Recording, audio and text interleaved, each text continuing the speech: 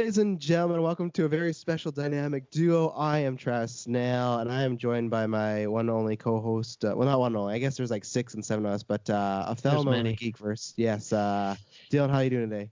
I'm doing pretty good. You know, it's funny. I don't have an actual microphone stand for like the setup at my house, so I'm using the handle of a GameCube to hold my mic up, and it works fucking perfectly. So that's how I'm doing. Pretty good. Perfect. And then his first cast, a long-time original member of Dynamic Duo. We're going to be doing this show back once Kyle's back from Japan. This man's going to Paris. But Liam Grogan, you're back on the podcast. Welcome back, sir. Oh, it's wonderful to be back. I'm excited to talk about some movies today.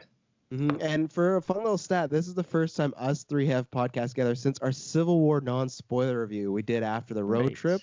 Yeah. Yeah, that was us three plus Kyle, right? Yeah, 4 years ago. I still have that photo on my wall, too. Yeah. Wow. Nuts. So, yeah, this is going to be fun. We're doing our final Oscar prediction here. So, we're going to go down the big categories. We're going to talk about some movies that, you know, we've seen and maybe we haven't talked about the cast or haven't talked about in general. And every year we give our prediction of what we think is going to win, but then also what we want to win. This is the first time Dylan's joining us, so this will be good, but it's good to know we've done this for the past 3 years. Liam has lost to me every year, so I'm happy to keep that streak up. I don't know about Dylan because Dylan did just beat me at the Video Game Awards, so he's on But I think this is different because I don't really follow like the front runner. Like whenever I have a question of like, what are the front runners for so and so category, I just ask you. Like I don't really have these sources on my own, so I don't. I think I'm more in it for like my personal picks. But I mean, I'll throw my predictions down. I'm not scared. Yeah. Liam, I'll throw to you. It's a good attitude to have, because I go with the heart too, and Travis just goes with the hard data, and he wins.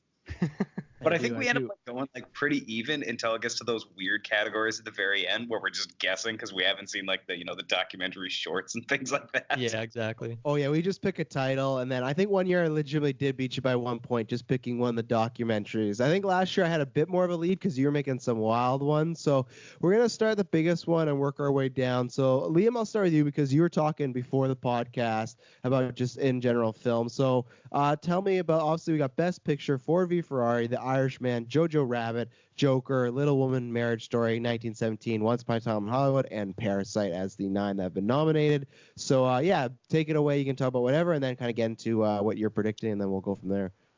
Okay, so I haven't seen 2 movies on this list. Little Woman and Ford versus Ferrari. Same. Little Woman, I've read the book, and from what I've heard, it's fine. It's not like they're reinventing the story or anything like that. And I just refuse to see Ford and Ferrari because I don't care anything about cars. But I was just saying before we started recording, it's been kind of a weird year. There's been a lot of like good films, but not a lot of like films that I've left like after the the credits roll and you're like, wow, that was amazing. Everything's been like, yeah, that was okay, all right. But there was I don't think there's any movies here that are like total garbage. Like some years they're like, did that actually get nominated? I'm surprised because I thought you were pretty negative on Joker, so I thought you were going to throw the total trash on that. Oh, no, I think it is a garbage movie, but I see why people like it. It's not like it's like, do you remember when Crash was nominated? That's always like my go-to, but it's like that's actually just like a bad film. Yeah, I agree. Or even last year with what was the Freddie Mercury one? Bohemian Rhapsody. Yeah, like that's not a great movie. I agree. We'll get to it when we get to actors, but the fact that Rami Malek won for lip singing, and then this year for Elton John, Taron Egerton didn't even get nominated. Because the movie's not that good, and he's fine in it. He's just fine. Yeah, but I would argue it was the exact same thing with Rami Malek, but it was, I don't know. It's an interesting year, that's for sure. As far as the year, I think me and Dylan would agree with you because I think Dylan and I, there's some movies we like the same, and then there's some obviously we're different on. But I think overall, I was disappointed with a lot of movies, and not really movies that I thought were awful or bad, but something like The Last Star Wars or something like It, or just even movies in general where there's movies that I didn't think were awful, but I just was like, it kind of left me lacking. So I think I have like my top 10 or maybe like top 7 are movies I feel really strongly about, but then after that, it wasn't hard to make the top 10 this year. Usually, like the past few years, even when it's been lesser, I've made a top 10 like, oh, I gotta leave this one, it sucks. But this year it was really easy. Like, I can leave that. I think I won't say it was a weaker year, but it wasn't as strong as other years just in general for me. So I'm not sure, Dylan, if you wanted to add anything on that. Yeah, I mean, I've said it a few times on the podcast, like when you're doing Golden Geeks and stuff, that I thought it was a weaker year. Now, like I have watched it, I've seen like so for Best Picture, for example, like exactly like Liam, I haven't seen Little Women or Ford versus Ferrari, but I've seen the rest of them, and some of them I just saw recently, and I think that's like some of my favorite movies this year were the ones I've watched in the last couple weeks, like preparation for this. So. Yes, I still think it was a weaker year overall, but there was still some amazing movies to be sure. So, and like when I look at this best picture list, like I don't see anything in here that I don't think deserves to be there. Like last year, I think it was like Roma was in there. I was like, man, I really don't think that movie was anything special. But I wouldn't say I No, disagree with no, anything that I've my seen God, here. no, Roma was something special, but it No, was it like wasn't, the Liam. definition of an art house film that it's what the Oscars are built for. Oh I, yeah. I'll yeah, it is kind of boring, but like to me, like Roma is like what the Oscars are tailored for. The Joker, not so much. Yeah, but see, even Joke. like something like I didn't really like Roma, but I guess I could still understand why it was in there a bit. Whereas like this year, like Irishman, I don't like that movie. I watched like half of it last night. It was not for me, but I can still understand why it's in there, I guess. So I don't know. I guess I wouldn't say I'm against anything in here. I mean, obviously barring the two I haven't seen, but yeah. Yeah, before Liam continues, quick shout, like Dylan said, we did our Golden Geeks. Our winners dropped. Liam, I'll give you the results that eventually, so I don't spoil and the people have to listen. But for the decade and the 2020, that dropped. And then also this week, we'll be doing Birds of Prey reviews, so that's going to be lots of fun. Liam, I'm sure you're looking so excited to Birds of Prey, you hipster, right? Yeah, no, that's definitely. I haven't seen a comic book movie in about a year and a half. Yeah, I have a theory that like you were seeing a girl and you walked in the room and Kevin Feige was there and they were having an affair and that just turned you. Ooh. Something happened in Vancouver that turned you into No, little it was just the hipster whole Liam. movie started being the same, and it was after I saw Endgame. Oh, you did No. see it. That's good. No, No, no, what's Infinity the War, right? game? Infinity War. Infinity War. I saw Infinity War, and then I was just like, oh, I'm good. That was just like watching a headache on screen. Wow. It was just too much. You're and, a changed man. Yeah, I just You're in the Scorsese boat of things. no, I actually I really hated The Irishman. So what do Like- you think? So Liam, you go on Best Pictures. Kind of give us your thoughts, your prediction of what you think, your prediction of what you want, and then we'll continue forward. Okay, so the one that I want for Best Picture is Parasite. Parasite is the only movie that I've seen this year that like wowed me. 1917 I thought was really good. Jojo Rabbit was super dope. Like I really love that. I don't think it's a Best Picture winner, but I'm so happy that it's on the list. But like The Irishman and Once Upon a Time in Hollywood to me are like the same film. It's the most Quentin Tarantino movie and the most Scorsese movie you could ever imagine. They got all the actors they always use, and it almost like reeked of their own films. Like they were trying to imitate an earlier version of themselves. Not that they're bad movies, but it was like just watching it, I was like, oh, I've seen The Irishman about 1,000 times before with these exact same actors. And even Once Upon a Time in Hollywood, I was like, you get to the ending with the Manson family, Brad Pitt interrupts it, whatever. You're like, yep, that's exactly Inglourious Bastards right there. It was just kind of like almost beat for beat the same for me, and they weren't bad, but I was like, eh. I also, in all fairness though, I haven't finished The Irishman. I've tried 3 times to watch it, and I can't pass like once I hit the 2-hour mark, I'm like, I can't do through another hour and a half. I can't do it. That was exactly me last night in the exact same boat. So long. So Yeah, what about- what's your prediction? Or like who? What's Parasite. your what? What do you? Sorry, go ahead. Parasite is my prediction. So that's your want and your prediction. Yes. Wow. I think it's actually a pretty special movie. Okay. So Dylan, would you agree with that, or do you got a different take, or where are you on the Best Picture? I pretty much agree with everything you just said, with the exception that I like Once Upon a Time in Hollywood a lot more, and it sounds like you do. But the rest, I'm like 1917. I think it's a really interesting movie. Probably my favorite war movie. Not that has much competition because it's not really my genre.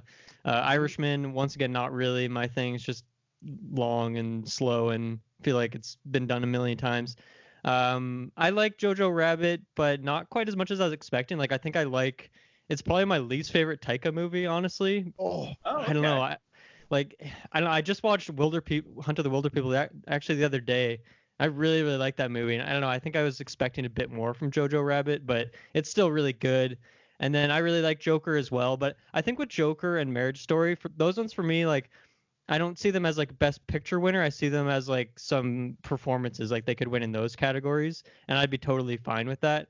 I really like both those movies, but yeah, I think there's other like more complete movies here. And for me, I'm gonna pick the same one as Liam. I'm going with Parasite.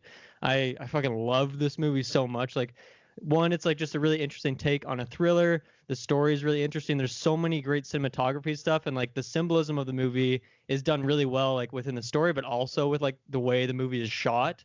It's like just a masterpiece in that sense. And like even the performances as well. I'm kind of, we'll talk about it later in the other categories, but I'm kind of maybe not shocked that there's no acting noms from that movie, but I think there's some great performances. So I There's don't. some phenomenal ones. Also, Yeah. the kid that played the son Mhm. of the family, he's actually Canadian. Oh, sweet. I didn't know that. Yeah, he grew up in Coquitlam. That's awesome. Good job, Yeah, Panda. I think I'm gonna pick. I mean, Parasite's my personal pick, like easily, and then for prediction, yeah, this is where it gets really tricky. I don't know. I would probably predict like in between. Oh man, it's probably between 1917 Hollywood and Parasite. Yeah, top three. I'm gonna go with my heart on this one. I'm gonna pick Parasite as well. Nice. Wow, Travis, okay. what do you think?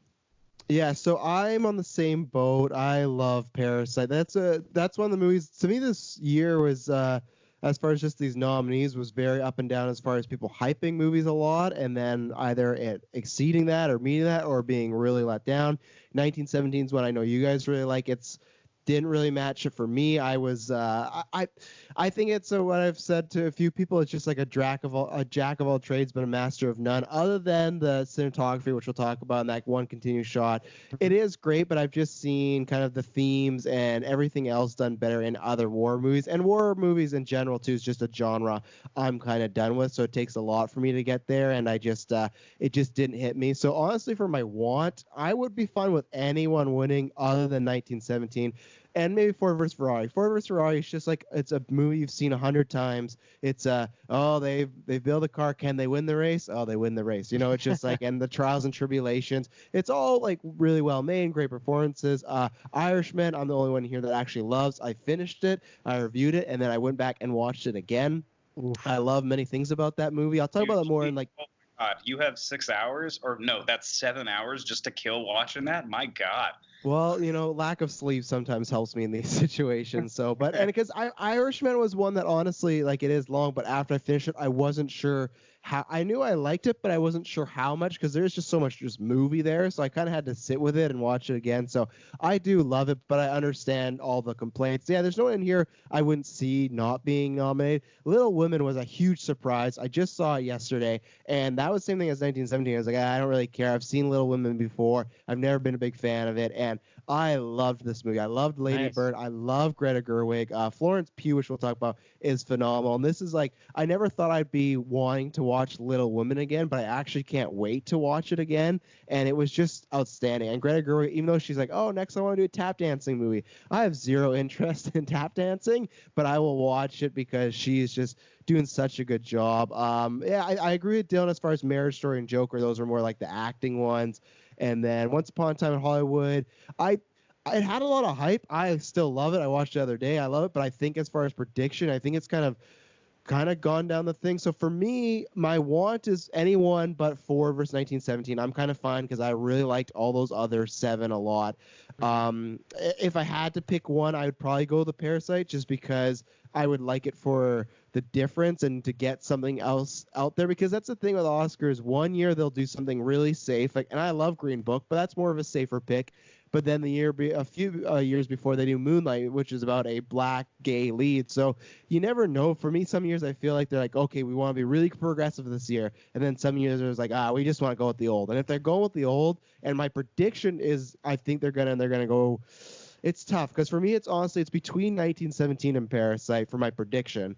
But I think why I'm leaning towards 1917 and why I think I'm going to pick it is just I feel there might be a few people in the Academy, the voters might be, it's subtitles, I don't care, I'm not going to invest that much in it. I think it still is a leap they got to get over, but I also think there's a chance that Parasite and 1917 split the votes, and it kind of goes both ways, and then something sneaks in there. And this is not my prediction, but if something does sneak in there, I think it's gonna be Jojo Rabbit, because Jojo Rabbit I absolutely love. It's my favorite Taika movie. It's one of my favorite movies this year, and I just think because the way they do this, if you remember, they rank them 1 to 9, and I kind of go, what could appear in a lot of people's like 3 slot? I could see JoJo appearing in a lot of like 3 and upper slots. That's where I feel like with Joker, Once Upon a Time, All Irishmen, I could feel those being a lot of people's bottom. Obviously, Joker was divisive. Once Upon a Time in Hollywood, if you're not a Tarantino fan, that could be at the bottom. Irishman, if you think it's too long, or if you don't like some of the comments Scorsese said, it could be the bottom. So that's why I feel JoJo could get a lot of those middle, higher up votes. So I'm predicting 1917, but kind of an asterisk that I don't count JoJo out just yet, because I think there's a chance. That would be crazy. You know what? It's actually a good one, because isn't that how was it 2-3 years ago when what was the one with Ryan Gosling and Emma Stone? That's La La Land. La La Land, when everybody thought La La Land was going to win, but apparently it was like it would like split the vote, so it was like the number 2 one that year ended up winning it instead. And so, no, I think that's a good call with 1917. And that happened last year with Best Actress, where it was all about Glenn Close and Lady Gaga. And then all of a sudden, because all of it went there, Olivia Colman just sneaked up because she got that majority. She wasn't split. So it's happened a few times where this split kind of hurts you. If there's 2 big contenders, if there's 3 or 4, you're kind of safe. But lately it's just been, Parasite versus 1917, like that whole narrative. So that's where, and maybe I'm wrong. Maybe it's not JoJo. Maybe something else could. If Joker were to win, I think Hollywood would light itself on fire. I would like to see Joker won.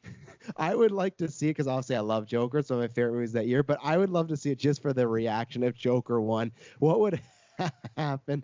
But so that's my prediction. My want is, I guess I'll go Parasite, but I'm happy with a lot of others. And then my prediction is 1917. I think it's still the safe pick for now. So anything else before we move on? No, I think we pretty much covered it. No, I think we'll get into everything else later, because I don't know if you guys actually found this year, though, but okay, so the Oscar noms come out, like, okay, there's a bunch of movies that I haven't seen that I need to watch. Okay, cool. I found it was, normally if you can see all the best pictures, it kind of knocks off every other category. But I found they actually did a good job of like spreading out, particularly the acting noms, with not necessarily the best picture movies. Yeah, there's a lot of just random movies put in there. Like Judy. Yeah. We'll talk about Best Director next. Martin Scorsese for The Irishman, Todd Phillips for Joker. Go Todd. Sam Mendes for 1917, Tarantino for Once Upon a Time in Hollywood, and Bong Joon-ho for Parasite. I'm going to start just because I got a hot take. They're never going to do this thing. I was talking about Dylan this a few weeks ago. I feel Best Director is, in my opinion, not a meaningless category, but I just think I don't really need it, because I know they are somebody that wants to split it, and they always want to, well, not always, but this decade it seemed like they like splitting. We'll give, one Best Director and one Best one Best Picture. For me, I've always had the same thing my dad said years ago, is if whatever wins Best Picture, to me that is the best directed movie. I don't ever see how that can go hand in hand. But the thing I think is more realistic, I think in the next few years they're going to open up Best Director to 10 or 9 slots, the same way Best Picture is, because obviously there's a lot of people mad about certain people not nominated. For me, the only people that are missing is I would have liked the Safdie brothers from Uncut Gems or Greta Gerwig.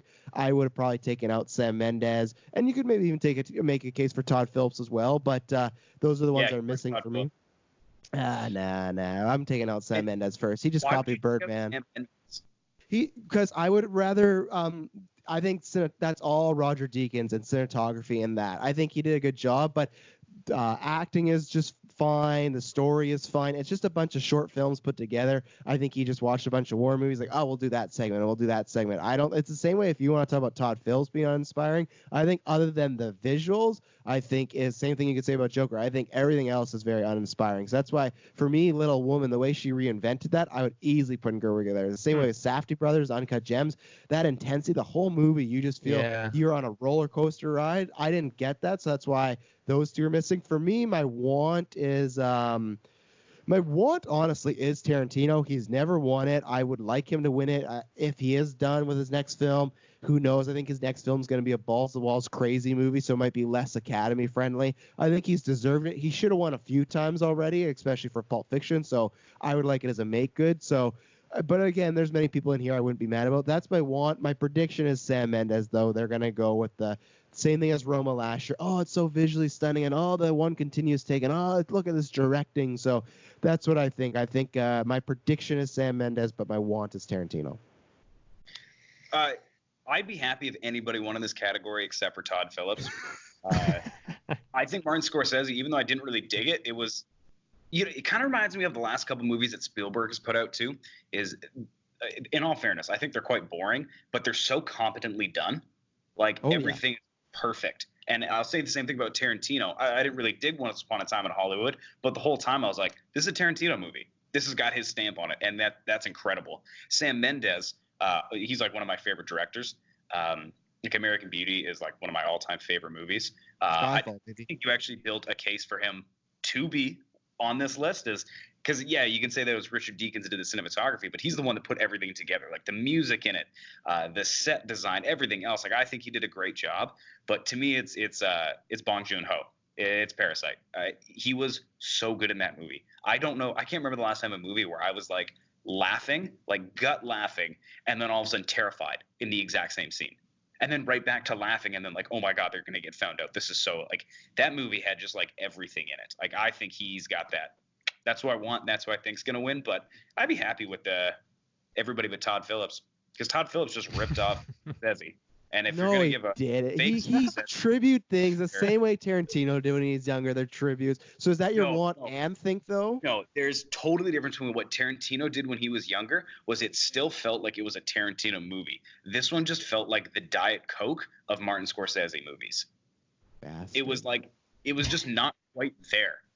It was like you could tell that it was like trying to be Martin Scorsese so hard that I never felt that Todd Phillips actually had his own unique voice throughout the movie. Fair enough. I disagree, but fair enough. Is that so? Parasite is your prediction and your want? Yeah, I think they're. Oh, okay. I think it's gonna do a lot better than people think. Like I hope so. I really do. Yeah. Too. Yeah, I hope so. I'd like to see it because it would open up a lot of things, and I think Parasite, just because it's a international film or just because it has subtitles, I hope that doesn't give it a handicap going in. That's just my concern.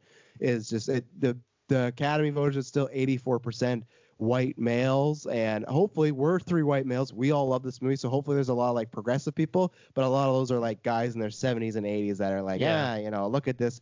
That's why I think 1917 is a big winner, because I think that's easy digestible, and I think it's like something that is, they've seen before. The Irishman, even Once Upon a Time in Hollywood, it's about Hollywood, right? That's where I worry about Parasite. Are they really gonna look at this movie about these low-income family that are criminals that are foreign? That's my worry and my prediction. So, Dylan, where are you thinking as far as your directing? Well, just to comment on that, like that's where I'm so curious how Irishman's gonna do, right? Because you have a bunch of old white dudes with slick back hair.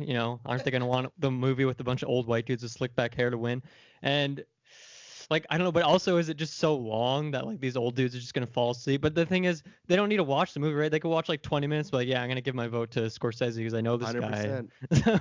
So I'm super curious how that pans out.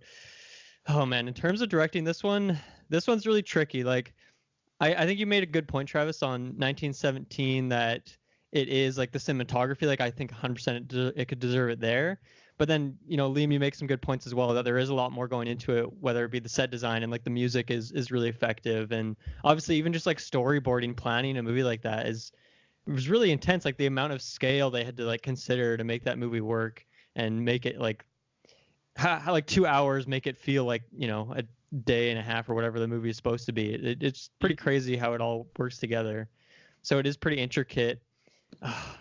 But then again, like, I don't know, I think I'm maybe a bit biased on this one because out of all these directors, like I've just watched so many interviews or just whatever of Quentin Tarantino just talking about movies, right? And so I feel like I just have this bias where I feel like when it comes to director, I should give it to him because, I don't know, I just love the way he explains or talks about why he does the things he does or what he finds interesting about movies. And he's never won one yet. Yeah, that's an interesting point. I'm not too like familiar on the history of who has how many wins and all that stuff. My the personal only person to director as far as this one, Sam Mendes won in like 2000 Liam, for American Beauty? No, it was like 99. But that's what I mean, Oscars 2000, right? Because the year after. Oh yeah, good point. Yeah, so Sam Mendes and Scorsese are the only two to win in this category. Right. Yeah, for Joker, that one's tricky as well. Like, I don't know, that one is, I could see for cinematography. I think there's a great use of color in that movie and some interesting like framing and whatnot to build up the character. My personal pick's gonna be Parasite, just because, I mean, spoiler, I'm probably gonna pick that for every category it's in, just because that movie's so good. But who do I think is gonna win? I don't know. Honestly, I'm just flipping a 5-sided dice on this one. I'm gonna go with Tarantino. I'm gonna go with my man Tarantino on this one. That's my prediction. Yeah. Hey, Okay. QT. All right, so even though it's jumped in the list, we have cinematography next. I'm gonna jump down to actors and then come back up because it's a weird jump to separate those all. But let's see. Let's do best actress in a leading role. Cynthia Erivo for Harriet, Scarlett Johansson Marriage Story, Saoirse Ronan for Little Woman, Charlize Theron for Bombshell, and Renee Zellweger for Judy. Liam, have you seen any of these other than Marriage? I bet you both have only seen Marriage Story, right? Correct. No, I've seen. Well, I haven't seen Little Woman, but like I know exactly the character Saoirse Ronan plays, and I saw Bombshell last night. What do you think about Bombshell? I thought it was like mediocre, but I thought Charlize Theron was fantastic in it. I agree with you. I was really disappointed in that movie. It's kind of really tonally all over the place, and because like one moment it's supposed to like the way Parasite does it really well, this movie does not. It's like really comedic and like funny, but then you're getting into like sexual assault, and it's just like the corners they take are valid because that's life, but the way they do it was really disappointing. And the editing it felt very strange to me. So that's why I'm not surprised to not see it anywhere else. I was disappointed because I love all those ladies, but I agree, Charlize was great. Yeah, I guess I'll go quick because my opinions, I've only seen Marriage Story here. I mean, I think Scarlett Johansson's great. I mean, I have to pick her for my personal pick because I mean it's the only option I have. As for prediction, oh man, I don't know. This is a fucking toss up for me. I just have no clue. I'll just give it to ScarJo. That's the only one I have knowledge on. But she is great in that movie. It's not like just a win by the fact that I haven't seen anything else. To me, it could be a win because she is phenomenal in that movie. It's like the best performance from her that I've ever seen. So, yeah, that's my vote. William? I'm gonna go. Who I think is gonna win is Cynthia Erivo for Harriet, because she's already won the BAFTA. She's already won the Emmy, because she's trying to go. She didn't win the BAFTA. Renee Zellweger won the BAFTA. No, but isn't she like going for a? Let me see here. What else I thought she already won a bunch of stuff for this. No. The only and this is where I got the stats. Renee Zellweger has won like every award for this one, and she there could be an upset, but she's like the major front runner right now. She won the Golden Globe, she won the SAG, she won the BAFTA, so she has all that stuff. Renee. Damn. I haven't even heard of this movie, Judy. Yeah, this is a case where last year everyone was telling me how Glenn Close was going to win the Oscar, so I watched this movie called The Wife that she was in, that she got nominated. I had no interest in it, but I was like, okay, I'm going to watch it because she got nominated. I didn't really care about the movie. I don't think the performance was that good, so I haven't seen Judy just because I got tricked last year. I'm like, I don't have 2 hours to be tricked again. Maybe I'll get to it eventually, but I just don't care about Judy Garland. Yeah, you have 3.5 hours to watch Irishman again. Come on, that's bullshit. But I was interested in that again. Yeah, I just have no, great. She was in Wizard of the Oz, but I honestly, and that's the thing of my generation, but I don't care about Judy Garland enough I don't care, and that's not a slight against her, unless it's like someone really important to me. I don't really care about biopics usually because I don't think they're the most interesting. I think they're pretty cookie cutter and by the numbers. You kind of know how they're going to go. So, for me. I agree with that. And I was wrong about Cynthia. She's just been nominated for every category. Yeah, she's got nominated a lot, but it's been Renee the whole season, so. You know what? I'm going to give it to Saoirse Ronan for Little Women. I'm going to go wild card. So is that your prediction and your want? Or do you have a want? My want is Charlize Theron, but I think Saoirse Ronan's going to win. Yeah. For me, my want, honestly, is Lupita Nyong'o, who they just completely snubbed for us. So that's like a complete. Yeah, I'd agree. I think that was the only thing in Us that was worthy of a nomination, but she was phenomenal in that. Yeah, and that is, I don't know if that's a combination of race or if that's a combination of they just really don't like horror. That's another reason why I want Parasite to win, because Parasite is at times a horror movie. It kind of has like shades of it. And the Academy, and that's what I was talking to Liam about a few days ago, is like somehow like comic book movies are less hated than horror movies now at the Academy. I don't understand it. It's weird. Like Joker, most nominations this year with 11. Horror movies just like nothing around. Like even Midsommar, like I don't love everything about that movie, but there's some things like in cinematography and whatnot could have been shouted out. But no, it's just completely. Even Florence Pugh, that's another one that should be in here. That's what I was just thinking too. I would probably vote for Florence as my personal pick. But 100%. She's not in there. So yeah, I think, and I've seen everyone except for Judy and Harry. I'm gonna go with Renee as my think, just because she's won everything, and I think it's just all right, sure, and maybe I'll get around to it. My want, like I said, would have been Lupita. Even then, I would go with Scarlett Johansson or Charlize Theron. But I guess my want of these, I would go with ScarJo because I did really like her in Marriage Story. I think she's had her best year yet between this and JoJo, which we'll talk about, and she shows that she's building up quite a resume right now. So. I actually thought she was way better in Jojo Rabbit than she was in Marriage Story. I agree. I hope she pulls out a surprise win, but I don't. But plus two, it's rare. I think it's only happened 3 times for someone to get nominated twice in 1 year. And it's funny, she had never been nominated to an Oscar up until this point. So never been nominated by. Yeah, got 2 in 1 year. So it's like they're trying to like, oh, we love you now, you know. So. Yeah. Okay. Fair. Best actor in a leading role: Antonio Banderas, Pain and Glory. I've not seen this international film. Leonardo DiCaprio, Once Upon a Time in Hollywood. Adam Driver for Marriage Story. Joaquin Phoenix for Joker. Jonathan Pryce for The Two Popes. I'm gonna let Liam start here because for some reason he fucking loves The Two Popes, his boring ass fine movie. So, and he thinks Jonathan Pryce is gonna win an Oscar. So you go ahead, Liam. You talk about Jonathan Pryce and The Two Popes. Okay, so as someone that was like raised Catholic, the division in the church has always been of great interest to me. Mm-hmm. I haven't seen Pain and Glory, and I really don't want to. Leonardo DiCaprio, I thought was fine in Once Upon a Time in Hollywood, but I thought I've seen him before. Adam Driver was okay in a Marriage Story. Like he was good. If he wins, I wouldn't be disappointed. Joaquin Phoenix, I thought was okay, but like as good as he was, that script to me is so terrible that he did his like. You give him a competent script in that exact same movie, I think that would have been like, yeah, I think it probably was sweet. But Jonathan Pryce is so incredible in this movie. And spoilers, I'm going to give it to Anthony Hopkins in Best Supporting Role too. Those two guys, that is a masterclass in acting. You forget that you're watching 2 actors. The whole time I'm watching Marriage Story, I'm like, man, Adam Driver is pretty goddamn good. He's really giving it. Same thing with like Once Upon a Time in Hollywood. I'm like, man, Leo, you are entertaining to watch. Through The Two Popes, I forgot that I was watching Jonathan Pryce and Anthony Hopkins. I'm thinking I'm just actually looking at The Two Popes, drinking Fanta, eating pizza. That is like, you don't see that acting every day.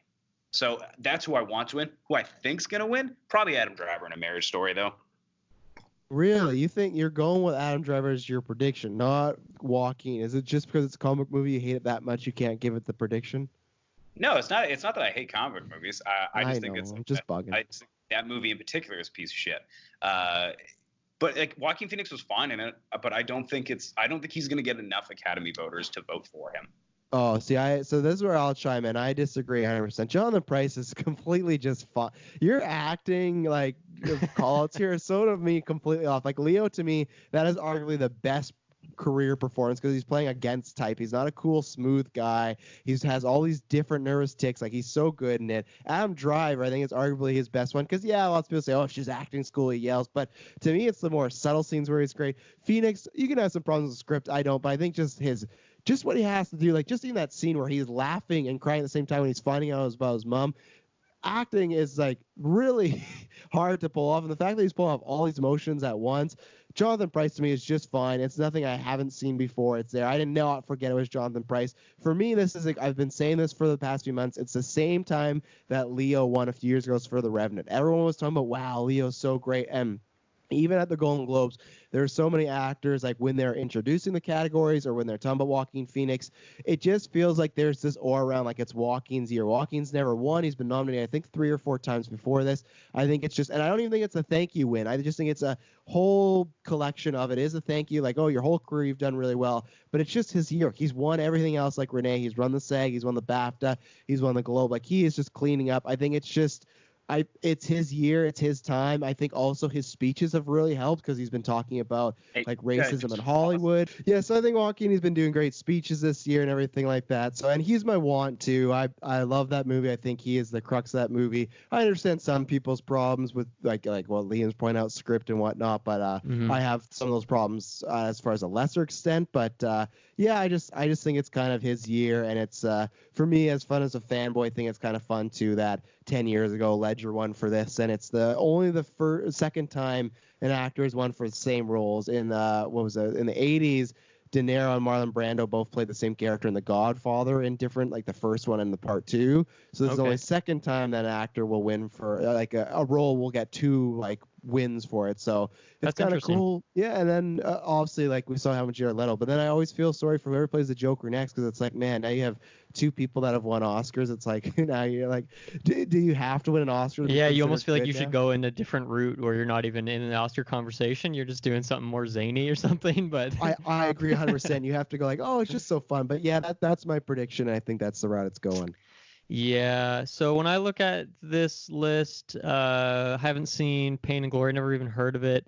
In this picture I'm looking at, Antonio Banderas looks really sad, so that's some pretty good acting he's doing in that picture. I've heard good things. I have no idea what it's about, but it's just one of those that it got nominated for nothing else. So I went, I'll skip that one. He's in like a swimming pool. I'm guessing it's like his tears that he's not going to win or something. But and then Jonathan Pryce, yeah, this movie Two Popes has just no interest for me. I didn't grow up in that environment. I'm not going to watch that movie ever.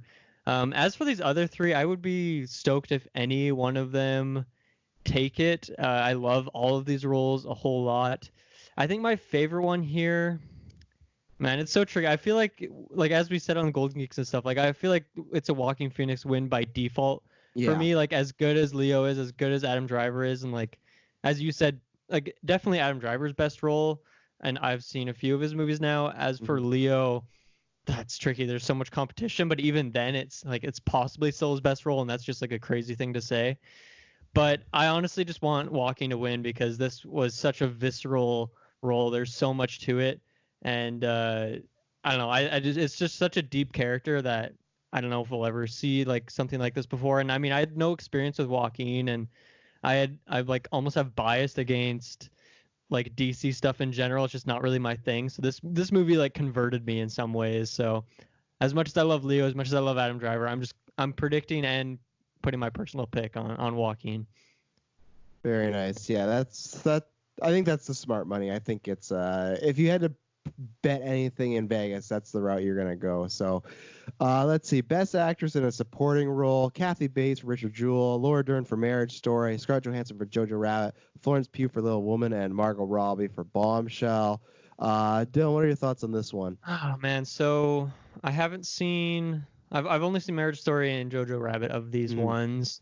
So I once again, Richard Jewell, don't even know what that movie is. Bombshell, heard things about it, but just figured it's not really my kind of movie. After hearing you guys talk about Little Women, I do want to see that. Actually, I might try, because the Oscars are this Sunday, correct? Yes. At the time of recording. So I'm going to try and watch that one if I can find it online, because I'd like to. As for these other ones, I don't know. I feel like Laura Dern's really good in Marriage Story, but I feel like she's in it for like 2 minutes, which I mean it is supporting role, so isn't necessarily about screen time necessarily. I think she's good in it, but I don't know. I guess I wouldn't put my vote toward it. And then, yeah, Jojo Rabbit, ScarJo's interesting because I think she's good in it, but to me, it's not that crazy of a role. And maybe it's because I look at like even in 2019, and I look at her Marriage Story, and that to me is like a way, way better role. And yeah, so this one just feels not as impactful by like relation. And I was kind of surprised that she wasn't in it nearly as much as I was expecting when I saw it the other day. So I'm honestly going to put my personal pick on Florence Pugh just because to me that would be like, oh, she was in Midsummer, and this is like, whatever. It's the same year. I just want her to win because she's so good, even though I haven't seen the movie yet. So I know that's a weird justification, but I'm going to throw my personal pick on Florence. As for who I think is going to win, I don't know. From what I've heard, it sounds like Laura Dern's like maybe a front runner, but I think I'm going to vote for Margot Robbie. Ooh. Who I think is going to win. And that's, there's not a whole lot of research into that. That's just Margot Robbie's great. She was on Hot Ones today, so that's pretty cool. Yeah, I'm Yeah. excited to catch that interview. Yeah, so those are my votes. I want you to tell me about ScarJo and Jojo Rabbit and why you think that is such a amazing role. Well, I think she is for, not, I won't get too spoiler, but for the first half of that movie, she is not in it a lot. But I think the biggest thing is she's, up until the big moment happens, she's the heart of that movie because it's all about Nazi Germany. It's all about these really bad people. And then you got the kid who's completely brainwashed, right? So the whole time he's being really mean to this Jewish girl. He has all in his ways and everything like that. So for me, I love the crux position of, one, she's the heart of the film, but two, she's trying to kind of subtly turn her son around the corner, but she knows she can't do it too much or her son is going to look at her like this like Jew sympathizer, like someone that was against the Nazis, and she does it in a way that I think is very subtle, and that's what I like about it. It's a subtle performance, but then you also get some fun like kind of acting loud moments, whether it's at dinner and they have the big argument or when she's dancing and whatnot. So for me, it's just that also the accents to me in acting, you never know which route they're going to go. The second you hear an actor doing something, it either is going to work or you're going to be taken out of it. And I think that works. So for me, it's the scenes with the son. I think she's the heart of the film. That's probably credit to the writing as well. But I think she just acts that way that you just feel when the big moment does happen, you feel so bad because I was so invested in that character and I couldn't wait to see what more would happen. And then when it happens, it's just heartbreaking. So yeah, it's just with Marriage Story versus that, I guess the reason is just because she has some great scenes, but I just feel that I don't know, I think there's a bit more acting you have to do, and maybe that is just because she's doing an accent, she's playing a different nationality, so it could just be honestly as simple as that. It could just be visual, and I'm like, oh, this is so much different. But so for me, that's a big thing.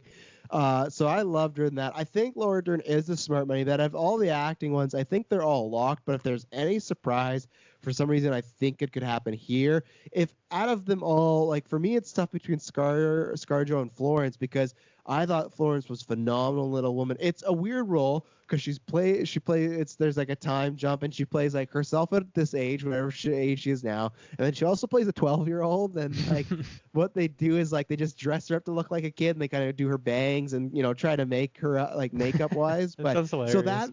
Yeah, that stuff, and even some people have knocked-ins. Like even her voice kind of sounds similar, but to me, the differences in that character, it could have been very comedic and very cheesy, and it wasn't. She is, as a young person, very very wild, very out there, just very bossy. She even like has a few temper tantrums, but she's a wild child as she's younger. And then when she's older, she plays this very subdued, smart, educated woman who's been through a lot of things and like has an outlook on life where the person she is as 12 is like a house on fire. Then when she's the Little Woman, like in the present day, it's like a fire in a fire pit. It's all contained, and it's really great. Her scenes with Timothée Chalamet are really good. Timothée Chalamet, I don't think could have gone acting when I looked at the supporting roles, but it's one of those that like he's kind of become a meme for me because like everyone talks about how he's like the greatest God gift for acting now, and like there's so many like thirst posts on Twitter and all this and everything like that. So I kind of forget about him. But then when he's in a movie, you're like, God damn, he is so good. And those two just have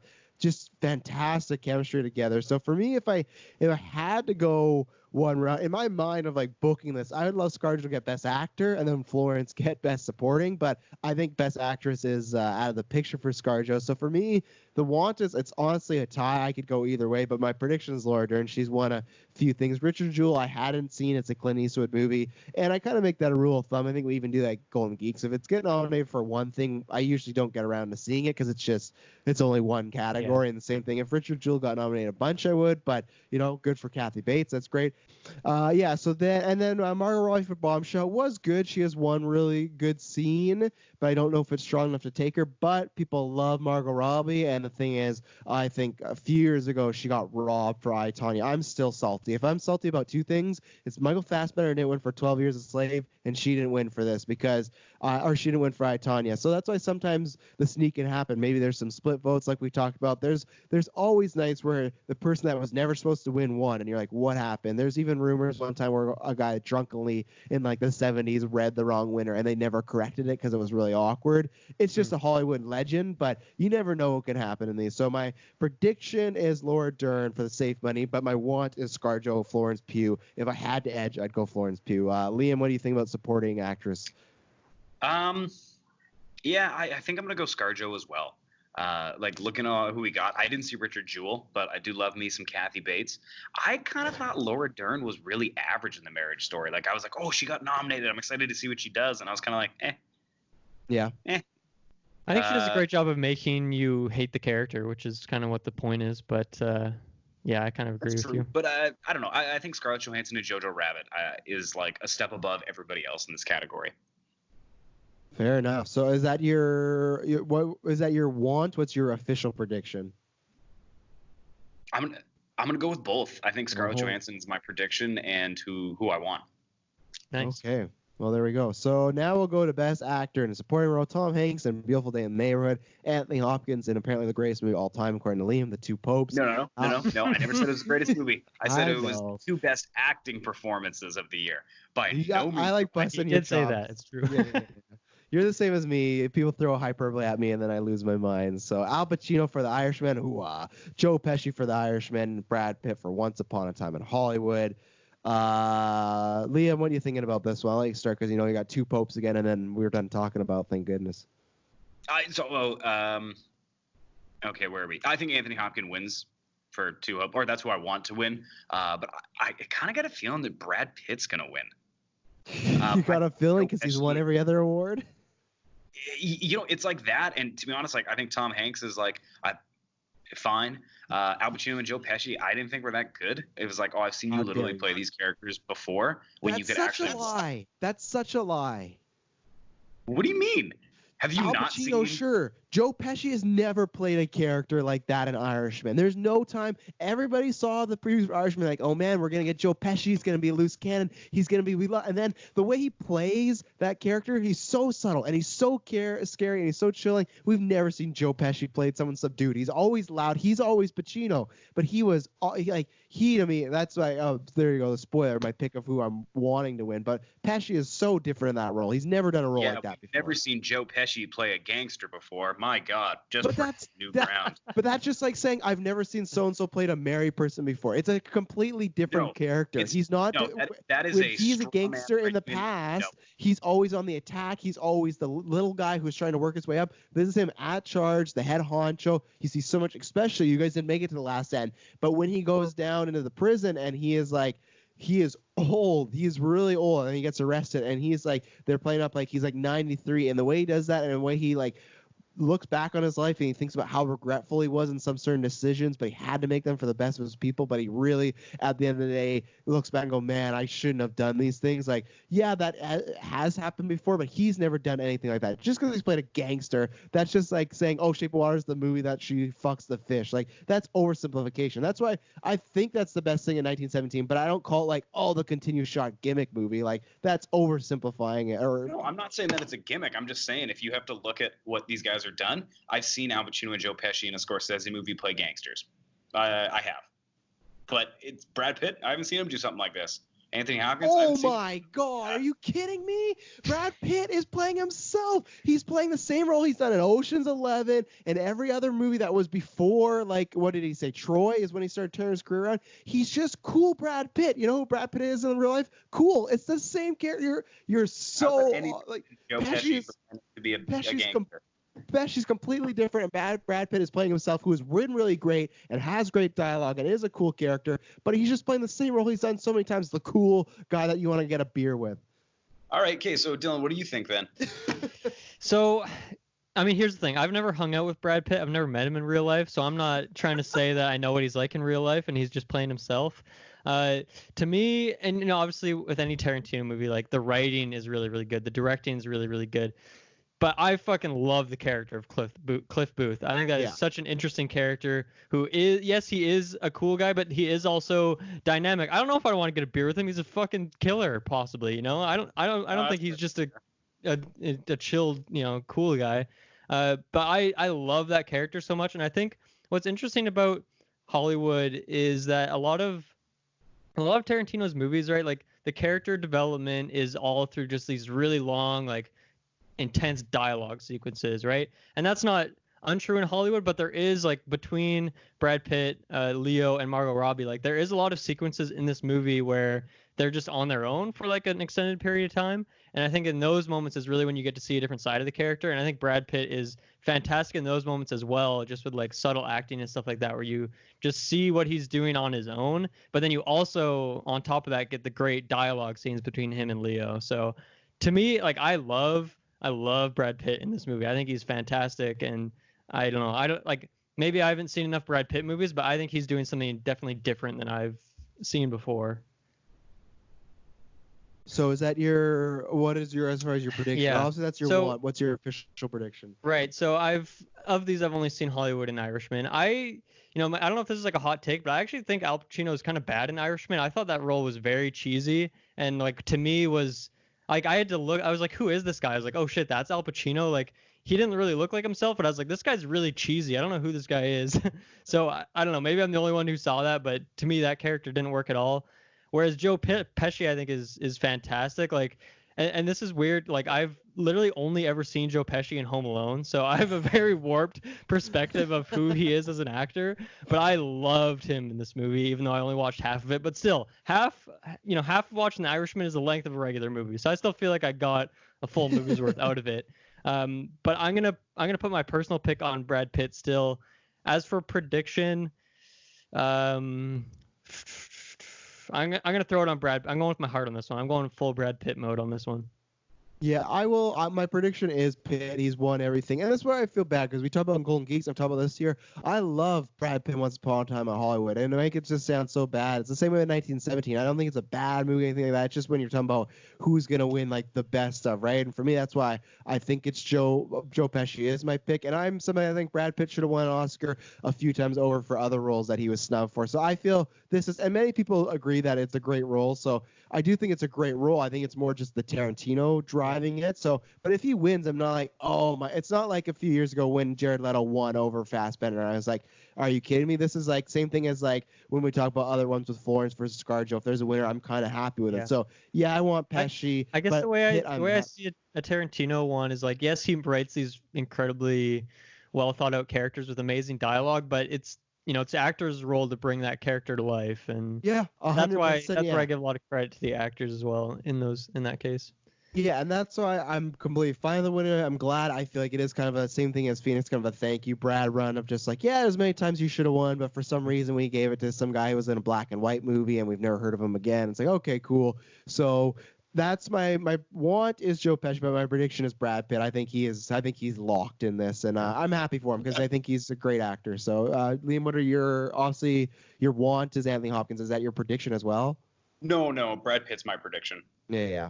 So we're all across the board. I see where you're coming from with Brad Pitt and kind of Joe Pesci, but yeah, Anthony Hopkins is the one that did it for me. Okay. Is there any thoughts on Tom Hanks? Like, have you guys seen that movie, or is he like have a shot at all? Tom Hanks always has a shot because people love him, right? So you never know. And he's that guy that's like, oh, like you said, I watched 5 minutes of this. I like him. I actually think, to be honest, he was not the greatest in that movie. It's like sacrilege to say because it feels like every reviewer has been like, he brings Fred Rogers to life. I actually think he makes Fred Rogers feel kind of scary.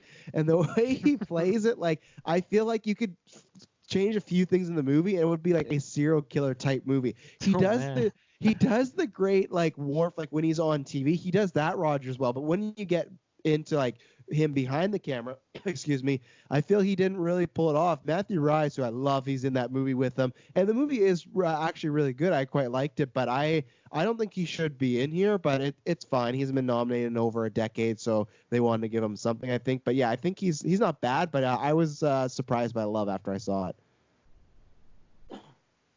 Liam, did you see it or no? No, I didn't see it. I just watched I'm gonna call it his Oscar reel. Yeah. And because I have no interest in seeing it because I'm like, every time I've been like, I should watch it today. I'm like, I don't know if I want to cry. I don't know if I'm ready for like a deep cry. Yeah, there's some of that, especially if you got dad issues. I don't got that, so it didn't affect me that way. But people I've heard that have dad issues say it's like a real tough movie for them to get through. And I could see. That is me.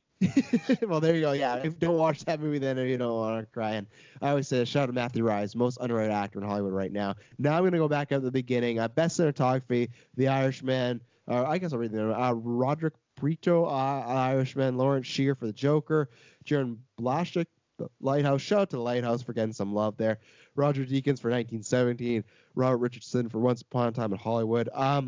I think this category was wide open until 1917 happened. I think Once Could Have Taken, I think Lighthouse, I think Irishman, Joker. But once 1917 happened, I think this is like, I don't have much to say because that is one thing about the movie. It is visually stunning, and it's great. It was a great feat to do, especially in a war movie where, Birdman, it's a bit different because you have walls, you have stuff to work on, and it's just locations. War movie, that is quite a scope you have to bring. So for me, this is a no-brainer. And even for my want, this is not one I feel passionate about because they're all great-looking movies. So for me, I'm fine with anyone winning, but 1917, I think, is the clear winner here. Yeah, I don't even think it's going to be a competition. But I'd be interested to know, like, I didn't think the Joker cinematography was, like, that special. Like, I thought it was good the whole time. I was like, oh, there's some interesting shots, whatever. But it didn't, like, blow me away. Even the Irishman better cinematography than Joker did. So I was really surprised when people were talking about that. And I was like, it was almost a front runner until 1917 came out, and I think it won. It's won a couple cinematography ones too. So it's like, if you want a surprise, that could happen, but I don't think so. But yeah, it was a front runner for a little while. So I think it has some great lighting in it, and I don't know, maybe the camera angle stuff. Like, there is some great set pieces, but I would kind of agree for the most part. Although I think the lighting is really special in that movie. Mm-hmm. I guess I can share my thoughts. Yeah, I think once again 1917. It's pretty easy for this one. When I look at the rest of them, like Lighthouse, I really like, but I almost wonder if it, like, the fact that it's in black and white and 4:3 resolution is like, what makes it in this category. I still think there is some good shots and whatnot and good use of, like, the limitations they input on themselves, but I don't think I would give it to Lighthouse over 1917. And then for Hollywood, like, obviously Tarantino is really great camera work across the board usually, but I mean, I look at something like Inglourious Basterds, I think there's much better use of, like, camera work in that movie than Hollywood. So this one's 1917 easy for me. Best Original Screenplay: Rian Johnson, Knives Out, Noah Baumbach for Marriage Story, Sam Mendes for 1917, Tarantino for Once Upon a Time in Hollywood, and Bong Joon-ho and Han Jun-Wong, story by Bong Joon-ho, Parasite. This one is tricky for me. One, I forgot to shout out in supporting actor, who I really would have wanted to win is what's the actor, the dad? Because what's his name? Sunken Lee, the guy who played the dad in Parasite. I forgot to shout that out. That's fantastic. He was so damn good. So dope. Yeah, I would have, if he was nominated, he would have been my pick for even over Pesci. He was fantastic. But I think it's tough because Tarantino's the writing king. Almost every time he won for Pulp Fiction, he won for Django, he was nominated for Bastards. So it's his category. But I think just the originality of Parasite will prevail here. And that's my pick. As far as my want, same thing. It's like all these are great. They're all deserving. I think Knives Out I didn't love as much as everyone else, but it's very well written. It's very like Tarantino, like as far as dialogue's very witty, flashy, quick pan. So, but for me, I guess my prediction is I'll go Parasite just because it takes a few turns that at first when they happen I wasn't into, and then they made me into, because I remember the initial twist in the middle. I actually thought it took me out. I was like, I don't think I like this. I don't like the direction this movie's going. And somehow it shifted gears to make me like that direction. So I'm going with Parasite for my prediction. Yeah, so I won't see another Rian Johnson movie. Marriage Story. That's terrible to say. You got to be a bit more open-minded. No, he ruined Star Wars, so he doesn't get my money. Star Wars, Mike. I thought Marriage Story was fine, but I was like, I think I've seen this before. It kind of reminded me of Kramer versus Kramer. 1917. I'll agree with you, Travis. I don't. The strength of that is the visual storytelling. I don't necessarily think it's the actual screenplay. Once Upon a Time in Hollywood was. It's one of those movies I was like, then this is going to happen. Oh, and it does. And then this is going to happen. And then it does. And this is going to happen. I think that's more for the conversations, right? That's what he's always getting that for. Is I think there is a formula to Once Upon a Time in Hollywood, but it's the banter, it's the back and forth. I think it's all that. It's the conversations, as Tarantino always is, right? And and that's it. Dialogue is his strength, without a doubt. But like, you nailed it, man. Parasite. It keeps you guessing. You never know where it's going to happen. You never know if it's going to turn into a straight horror movie or if it's going to be like funny or like, it was just so surprising. Everything about it was just fantastic. That's who I want to win. But I think my pick is going to be Tarantino. Yeah, it's a smart pick because he didn't win the Writing Guild Award because he's not a Writing Guild member. So that didn't help us because the Writing Guild is what votes on this, but he's not a member of it. So you don't really get a position. Parasite won that, but it's like, did Parasite win that because it's the best, or did it win that because Tarantino's not around? And he's like the king of this category. So if he loses, it's kind of considered an upset, to be honest, because he's won it so many times. Mm-hmm. Dylan? My personal picks in Parasite, obviously, I think it's one of the most unique and special movies I've seen my entire life, honestly. And, possibly part of that is just because it is from a Korean director with a Korean cast and whatnot. So it just is different by the virtue of that alone. Yeah. As for writing, though, to me, it's between, like, for my prediction, I should say, it's between Hollywood and Marriage Story. I mean, it makes so much sense to give it to Tarantino. I'm gonna go out on a limb here and vote Marriage Story. Ooh. Yeah. Yeah, Noah Baumbach, great writing, and he was same thing as Joker. It was kind of like a favorite before, so hey, maybe that happens again where Parasite and once kind of split it and something sneaks in there, right? And so much of like there's a lot of just like visual storytelling in Hollywood, whereas Marriage Story is 100% about the dialogue the whole time through, right? Yeah. So I'll give it there. I think Okay. I like Knives Out, but I don't think it really deserves to be in here for screenplay. So Yeah. Best adapted screenplay: Steve Zalian for The Irishman, Taika Waititi for Jojo Rabbit, Todd Phillips, Scott Silver for Joker, Greta Gerwig for Little Woman, and Anthony McCartan for The Two Popes. Liam, I'll start with you because I forgot The Two Popes was nominated here. So go ahead. What's your want and what's your prediction? Should win adapted screenplay. The one thing that I think is super interesting is that all the dialogue was actually taken from letters that they had written each other, and that's kind of how they pieced really together cool. the story. So I actually think that's really cool that a lot of the things that they were saying, and when they're talking about their own theology, that it was like their actual words and their actual. Damn. Turning that into like a usable script is actually very impressive. That's really cool. Yeah, I really dug that. So the story of Irishman and Killing of like Jimmy Hoffa, I've like seen like that's all my dad watched was movies like about Jimmy Hoffa. Yeah, so I've seen it before. I think it's okay. Jojo Rabbit I think was so rad. Like it was just so different. Like a little Nazi boy with Adolf Hitler as his best friend, and they're keeping a Jew in the house. Like I love it. Joker, no. Greta Gerwig. My only issue with Little Woman is that she didn't change the story.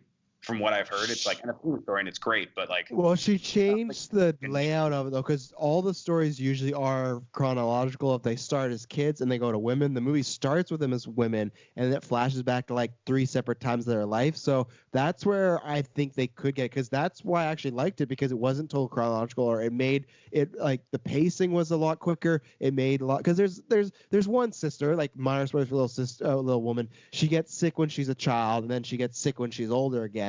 In the other versions, I've always felt like it's kind of dragging because we feel this. It's a disease, and we feel this because it's happened already. But in this movie, they pair it where she gets sick when she's older, and they flash back immediately to when she was younger to see the parallels of that. And you see the parallels of their different relationships. So the story is pretty much the same, but I would say the dialogue feels a bit as updated as you can for like an old-time-ish movie. But that's what I'd say is that is where she could win, is she kind of mixed up the timelines a bit. Okay, all right, cool. Fair enough. I'm gonna go with Jojo Rabbit though for my pick and who I think is gonna win. Mm-hmm. I think this is the only thing that Jojo Rabbit walks away with.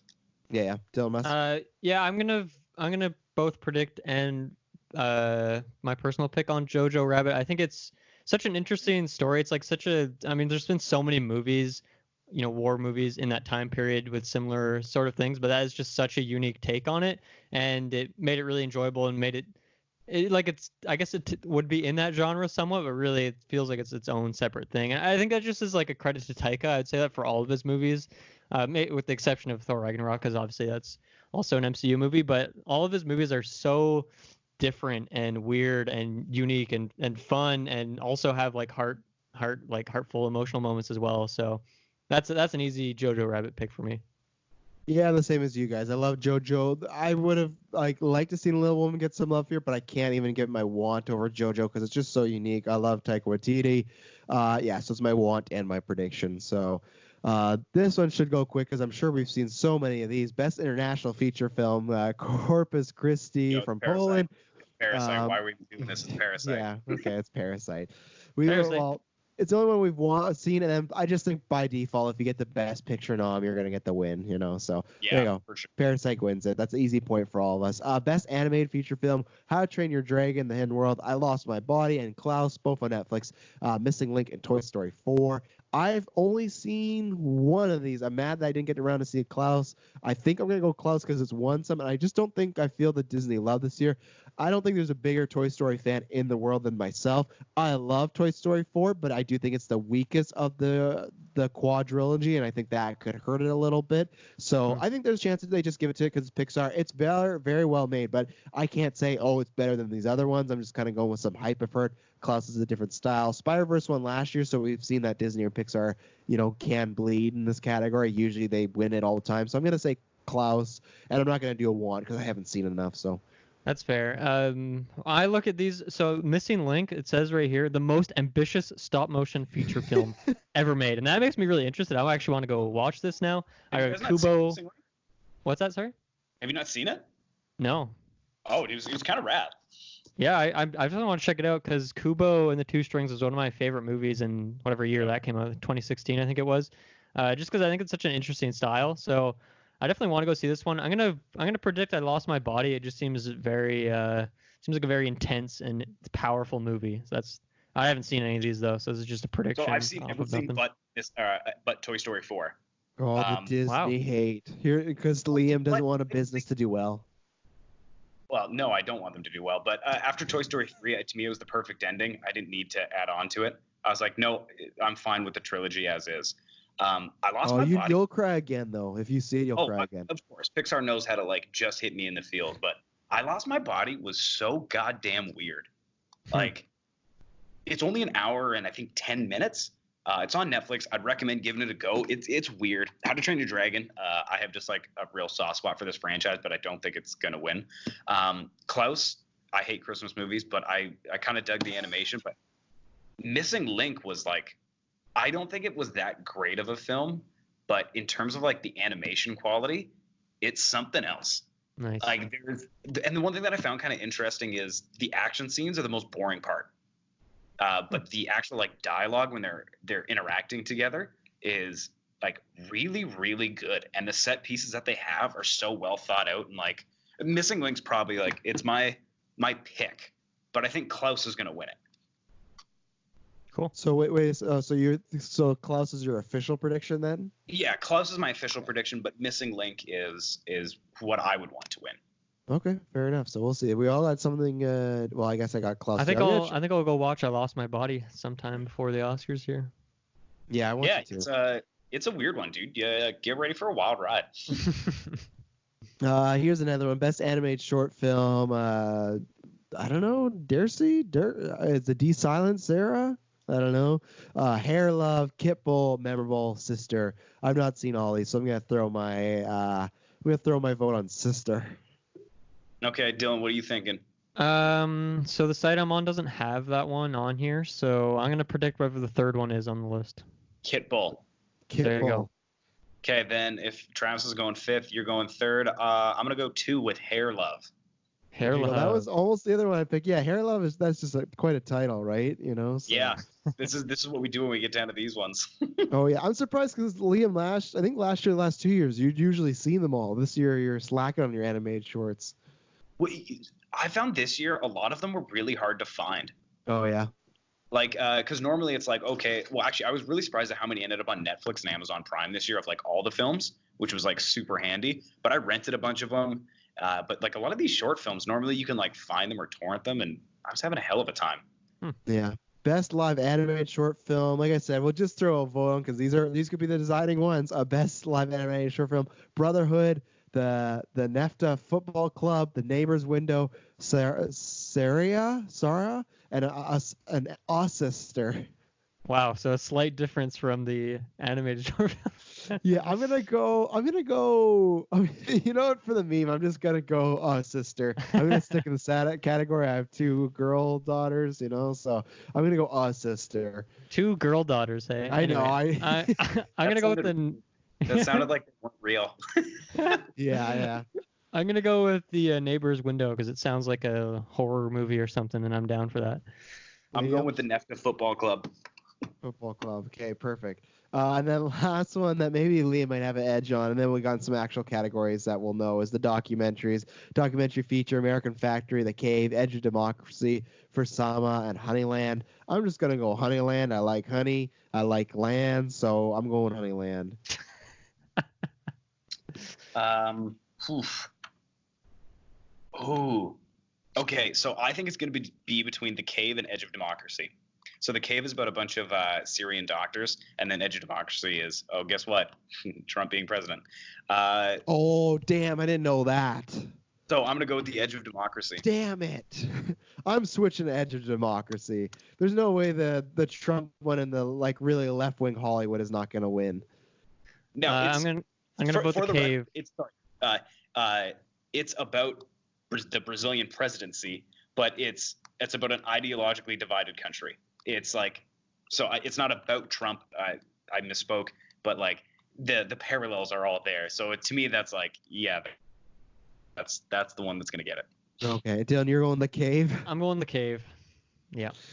Okay, and then this is the last one here. Documentary short subject, In the Absence, Learning to Skateboard in the War Zone If You're a Girl, Life Overtakes Me, St. Louis Superman, and Rock One, Cha Cha Cha. Dylan, what would you be doing for that one? I think you just said Rock One when it's actually Walk Run. But Rock One, yeah, sorry. That's fine. I think I'm going to go with Learning to Skateboard in War Zone, If You're a Girl, just because that's quite the title, and, I'd watch that, so. Mm-hmm. Liam? That one. I'm gonna say Learning to Skateboard in a War Zone If You're a Girl. Okay, I'll go.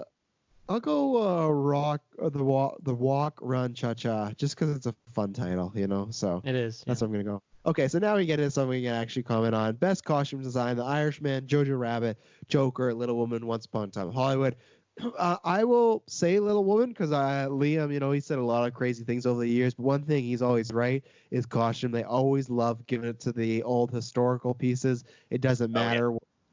Yeah, it doesn't matter what's going on. I think Once Upon a Time in Hollywood could even get in there because the look of it, but I'm going to say Little Woman just because they got these lavish dresses and it's old-timey, so and the Academy loves doing that stuff, so I'll say Little Woman for costume. Yeah, and also, this is, I love this category, but I hate when films like The Irishman or Once Upon a Time in Hollywood do films that are based in the last 100 years or so, because I think it's dude, okay, some of those clothes we still wear. I don't feel like it was as hard to create a wardrobe when we have so much photographic evidence of it. Whereas with Little Women, you're I bet you all those dresses were handmade, and the Academy loves that stuff. And to me, I think that's a little bit more important in costume design than you put on a suit that people would wear in the 60s. Okay, I'm sure we actually have tons of living. Using that definition, I feel like you can only vote for Joker, which would be a wild turn of events. Joker was set in the 80s, but it was also, I didn't think the costume design in Joker was that cool. But it's not based off something. It's just yeah, it is unique. Well, Joker's costume. Joker's. The colors are unique, but the overall, it's just a suit. I mean, it's a three-piece suit. I'm not saying that and I'm not saying that these are bad, but I think it's slightly almost unfair compared to hey, we had to remake all these 17th century dresses from Victorian England, and we needed a bunch of them, as opposed to we put them in a turtleneck and a suit. Look how handsome you are, Leo. I don't know. I think it's Little Women. I'm gonna put on my turtleneck and vote for Hollywood on this one. Okay. Yeah, you might get it. That champion shirt, it's a big deal. And Margot Robbie's yellow dress thing, it's great. There's some great costumes. It is great, yeah. The I agree hippies, the hippie costumes. I think they did great. I think there's a lot of different types of costumes in that movie. Best makeup and hairstyling: Bombshell, Joker, Judy, Maleficent, and 1917. I'm going to go Bombshell just because if you look at Charlize Theron in that movie, she's almost unrecognizable. They made her look like Megyn Kelly. There's always a chance that Joker could steal it. I know Liam might roll his eyes on that one. But I just think because that look it just looks always like a dirty movie, and I'm not talking about just the Joker makeup, but just the feel of the people, the look of people. But then you do have the Joker makeup because you had to have a look that would be iconic and would be something different, and it worked. It wasn't like Jared Leto where everyone hated it, but then it wasn't like Jack Nicholson and Joaquin Phoenix where it was just a rip off of that. They did some difference as far as adding some red and blue. They took some risks. Fans weren't initially happy with the look, and it's still not even my favorite Joker look, but I think it could sneak in there. But I think this is a Bombshell win, easy. That I'm seems 100% like with yeah. you. Go ahead, Liam. Oh yeah, I'm 100%. I think it's Bombshell. And for exactly what you said, Charlize Theron was unrecognizable, and to the fact that I thought it was a documentary at first. Like when I first saw the trailer came up, and I was like, oh, hey, they're gonna tell that Megyn Kelly story. How did they get Megyn Kelly? Oh, that's not Megyn Kelly. Like Yeah. truly. Whereas the Joker, I was like, oh yeah, okay, that's kind of cool. 1917, I'd also be happy if it won for that one. Like the way that they made those guys look in the trench, particularly. Yeah, that's like, what I was saying. Like, But- that's what I'm curious about. Like historically in the Oscars, like who wins that category? Because like I don't know, I think there is some really great makeup on like the bodies and stuff in 1917, but I don't know if that's kind of thing. I don't know if that kind of thing would win in the Oscars. sense. Suicide Squad won an Oscar for this. for some Holy reason. shit! Really? That's wild. Yeah, so it's a wild category. I think it's one of those hard categories where there's never been a Yeah. theme put into, like there's never been because I also think No. this is the first year too that they're allowing they're allowing 5, because before they've always been their own like department and whatnot, and before there was only 3 allowed. This is the first year that 5 is allowed, so they're a weird category. You know what? I'm gonna go with the weird pick then. I'm gonna go with 1917 on this one. Okay. There you go. You got an outlier. So yeah, Dylan, if you get a couple of these, you might be getting a good lead because there's some surprises, you know. I'm probably gonna lose. Let's be honest. But Dude, who knows, man? that's- Honestly, sometimes I feel 100% about my picks, and I'll get like none, and then Yeah. sometimes I'm like, I don't even know, and I'm just guessing, and I do well. So who knows? crazy That's- stuff can happen. Best production design: The Irishman, Jojo Rabbit, 1917, Once Upon a Time in Hollywood, and Parasite. Dylan, which way are you going with this? Oh man, so this one's interesting. So Parasite, I want to pick because they built that house and the whole street they live on. Like they built Mhm. all of that. So Mhm. that to me is like a shoe-in vote almost. 1917, I would say as well, just because obviously you have to build the whole production around either the set that you have or like they had to build the whole thing around like the screenplay. I feel like whatever that was, it probably was not easy to put that together.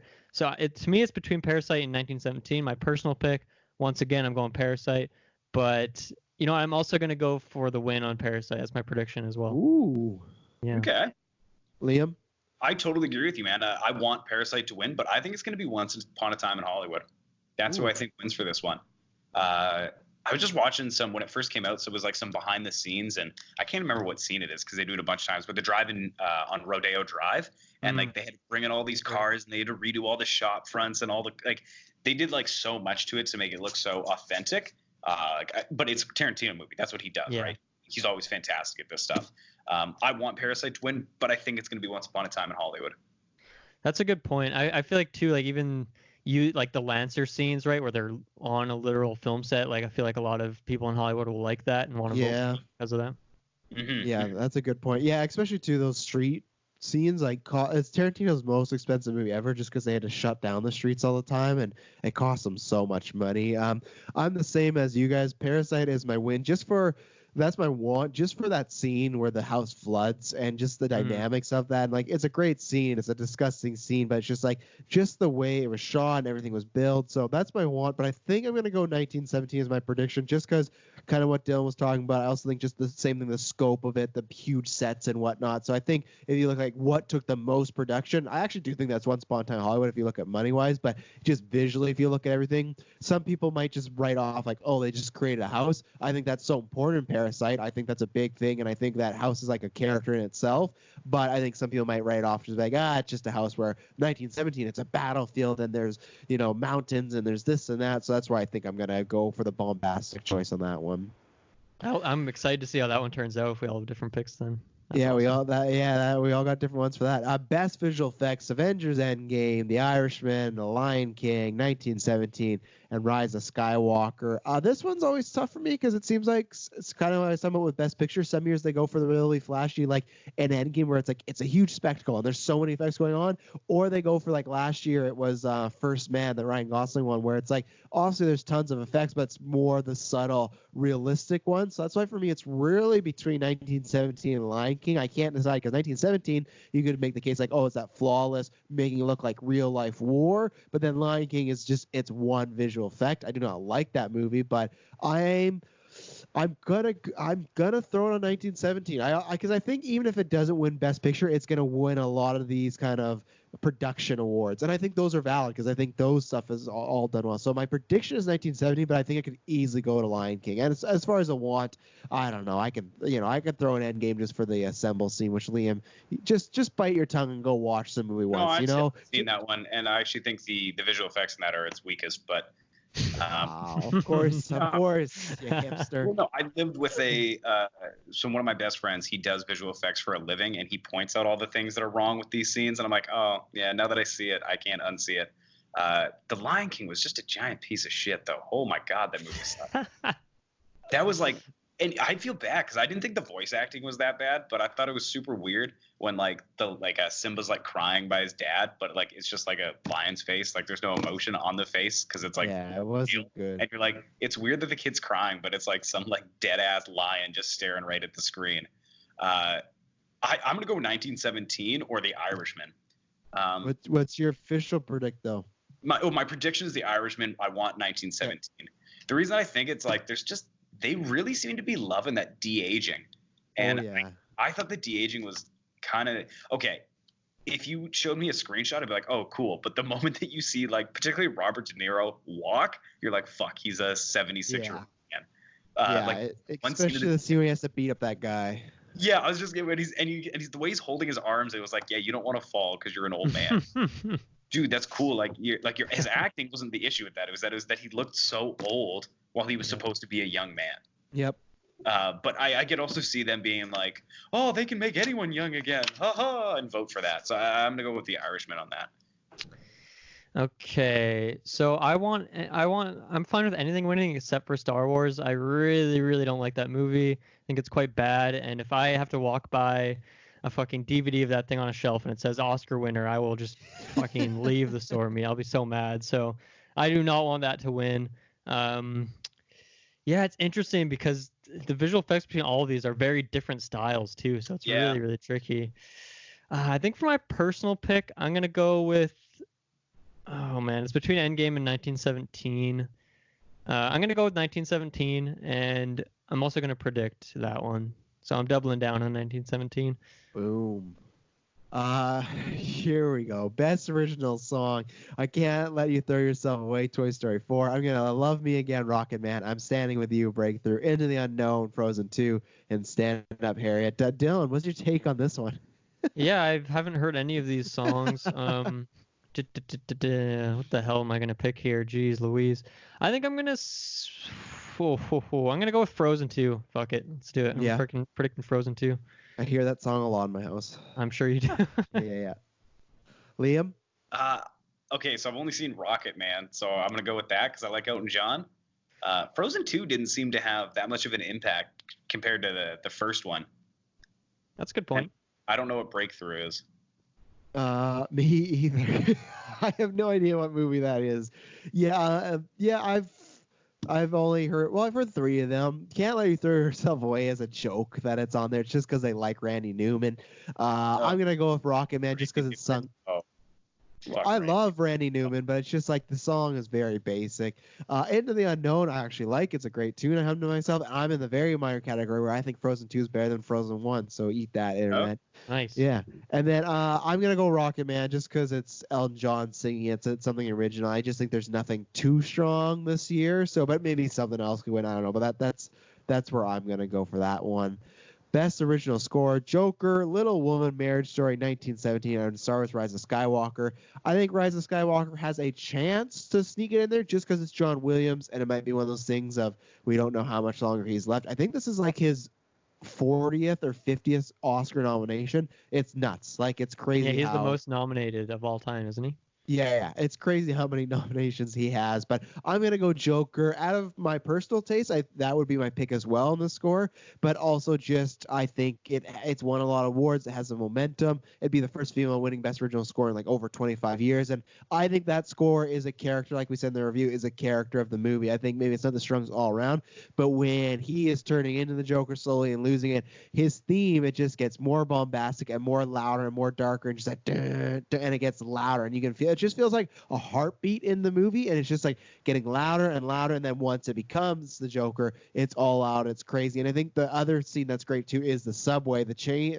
When he's in the train, there's like really hectic, chaotic music they use in that is scary, and it's just like tingling. So yeah, Joker's my pick, but it's also my want as well. Okay. I'm gonna be a wild card here. I'm gonna go with Star Wars. Yeah. My issue with Star Wars is never John Williams, and it's actually, in all fairness, it's also never the acting either. It's always just the script. Let's give it to this boy. Yeah, he deserves it. 1917, I thought was just like the scenes that impacted me the most were actually when the music stopped. Yeah, I agree. And it was just focusing on it. So I mean, maybe that's the power of the score too, that it's like once it cuts out, you kind of do feel that loss. Marriage Story didn't strike me as anything special, actually. I don't even remember it. They love him. They love Randy Newman. Yeah. Well, is Randy Newman and Thomas Newman related? I don't know. I'll do a quick search. Yeah, I'm gonna go Star Wars. What do you think, Dylan? So once again, that's my one thing I don't want to win is Star Wars. Though it's not that it's undeserved. I just really don't want that movie to win an Oscar. Yeah, so Marriage Story, I can't recall the score in that movie, so it didn't stand out to me clearly. I think my personal pick is actually not even on here. It would be Us. I think Us kind of got snubbed here. I really love the score in that movie. Yeah. But I think Joker actually has a very similar score to what that movie had. And I actually really like the score in Joker. That's probably my number 2 pick in 2019 after Us. So I think, yeah, it's just really good at the making you feel uneasy. It's very striking. It makes you uncomfortable in like the most accurate ways possible the movie's trying to do. So that's an easy pick for me. As for prediction, I'm gonna predict Joker as well. I'm gonna double down on Joker for this one. Mm-hmm. And Dylan, it appears that they are cousins. I think I got to look more into it, but it looks like they're cousins. Way to go, boys! Double noms for the music. That's hype. Yeah, apparently it's a family film scoring dynasty. So look at that. That's fucking crazy. It's like brothers in the NHL that have scored the most points are Wayne Gretzky and his brother, because brother scored 2 points, but Wayne Gretzky got all the others. That's hilarious.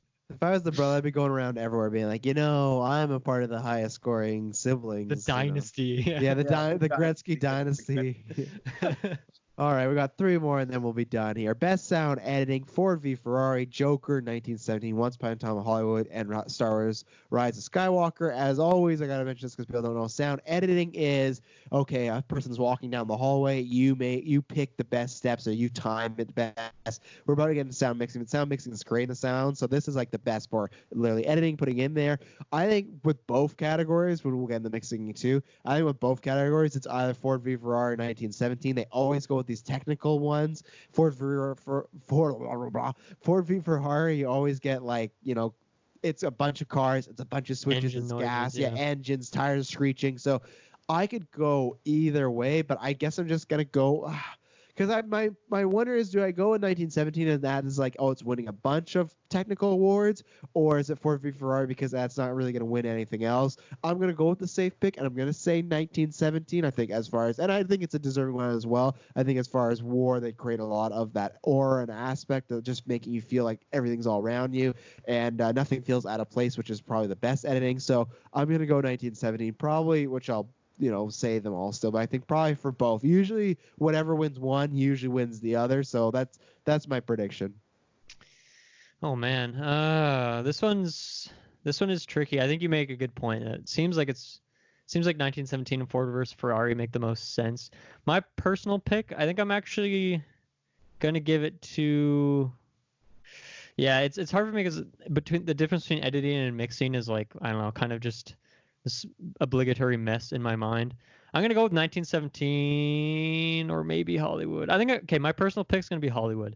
I think there is some great sound effects used in that movie, but also just like how much there is to capture, whether it be the radio stations in the background or like, there's so many movies going on, like just in the background of a scene or something like that. So I'm going to go with Hollywood. I'm going to predict Ford versus Ferrari for those engine noises.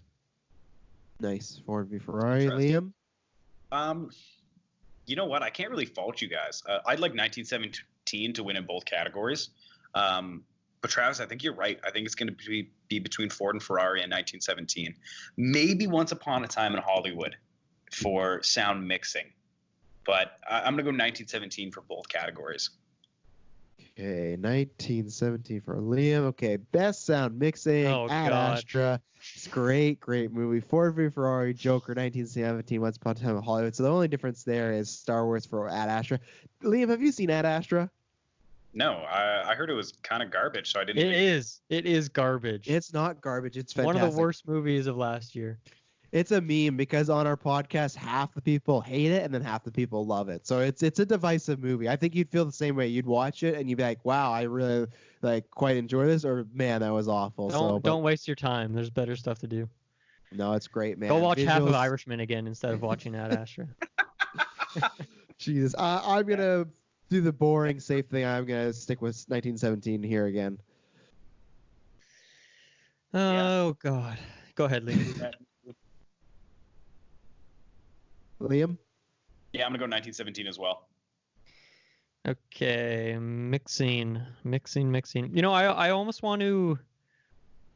I'm gonna switch some stuff around. I'm gonna predict and go with sound mixing Hollywood, but I'm gonna switch editing to 1917. Oh, okay. Switcheroo. Okay. Well, actually, sorry. I'm gonna keep my prediction for Ford vs Ferrari for sound editing, but my personal pick. I don't know. It doesn't really matter. I'm gonna predict editing Ford vs Ferrari, mixing, 1917. Boom. Okay, 1917 for Dylan.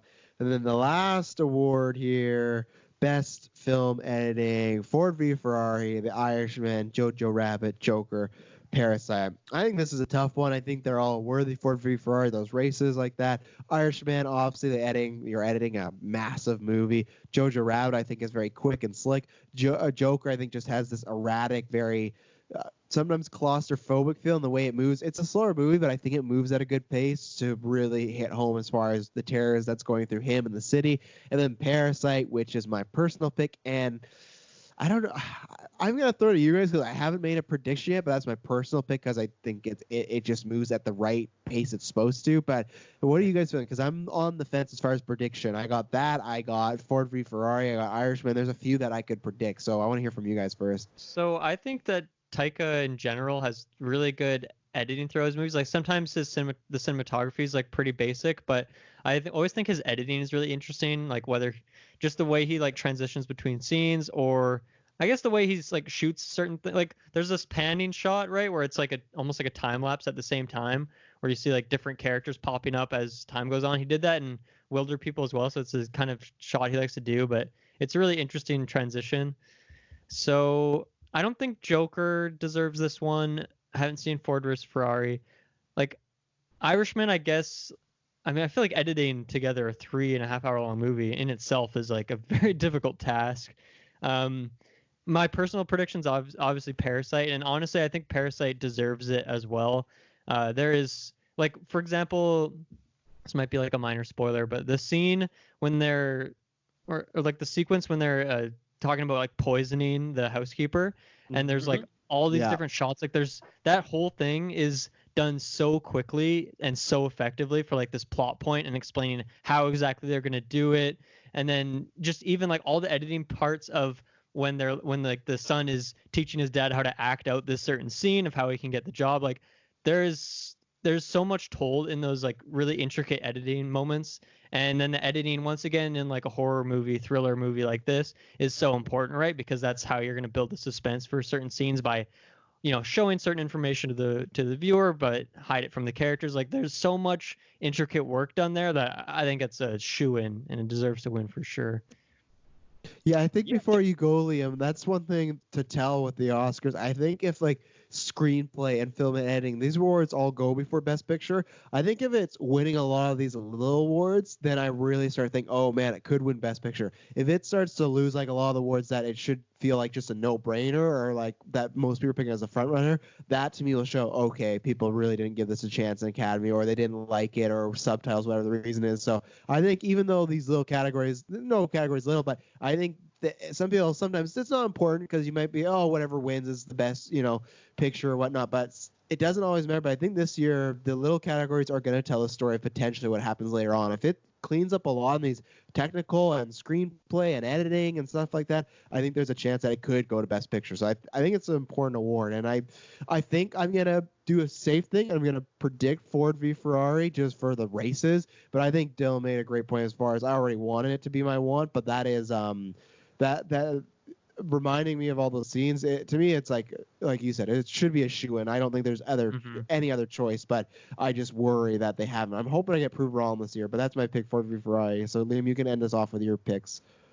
Well, so I'm going to take out The Irishman automatic film editing because it's 3.5 hours, and you cannot tell me that there is not spaces where that could have been cut and shortened. I agree. No. Jojo Rabbit, Dylan, you made a good point. The way that Taika Waititi kind of reminds me of Wes Anderson in the way that he frames shots too. Sometimes it's a very, very simple frame, but everything's made to be a picture. It's nothing out of place. Joker, yeah, right. I can see where you're coming from, Travis, with the film editing, but I didn't think that the film editing was like, oh, great. Parasite has some like truly, truly tense scenes, like when the family's hiding underneath the table and the parents come in. Yeah. But my absolute favorite scene in Parasite, and why I think it should win film editing, is when the little kid is eating the cake and the dude comes up from the basement and you just see his eyes and he's like, oh, what the hell? And he kind of goes back down. Like, imagine how traumatizing that would be. Like, even I was watching it. I was like, if I saw that as a kid, I don't know if I'd ever be right again. I think it's got to be Parasite. I'd be happy if Jojo Rabbit won. But I think Parasite's what I think is going to win, and it's my pick to win. I think Parasite's going to sweep. Yeah.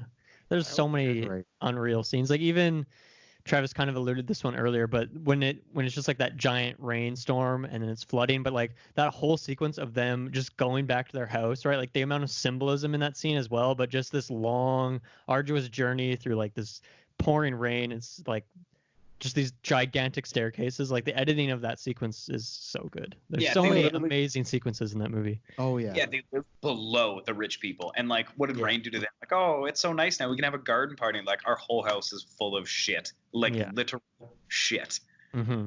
Well, yeah, and the two that stick out for me is like obviously the very ending when everything just goes batshit crazy, like how sporadic that is, like back and forth to all the things. And then is the other one that's like it's intense because it's a weird scene, but is like the rich people sex scene because you have them there, but then you have the guy's phone going off because the girl's constantly texting him, and you just have this back and forth, like they cut between under that table to the sex scene to the kid in the tent, and it's just like. It is so well done. So I'm with you guys. Like I really hope that Parasite, all these ones you guys are predicting for once, like same thing. Like I really hope it does clean up because I think it is a very well made movie. And I hope you guys are right on this one.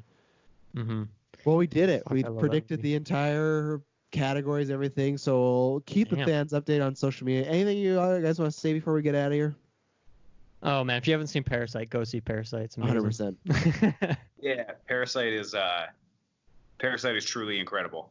I also think it's like an appropriate way to talk about class dynamics. I get just everything about it works. I can't wait for more movies by him. I can't wait. Yeah. Well, how do you feel about them potentially doing that the HBO 6-part series Americanized version though? I'm interested to see what that's gonna be like. Yeah. No, that could be a disaster.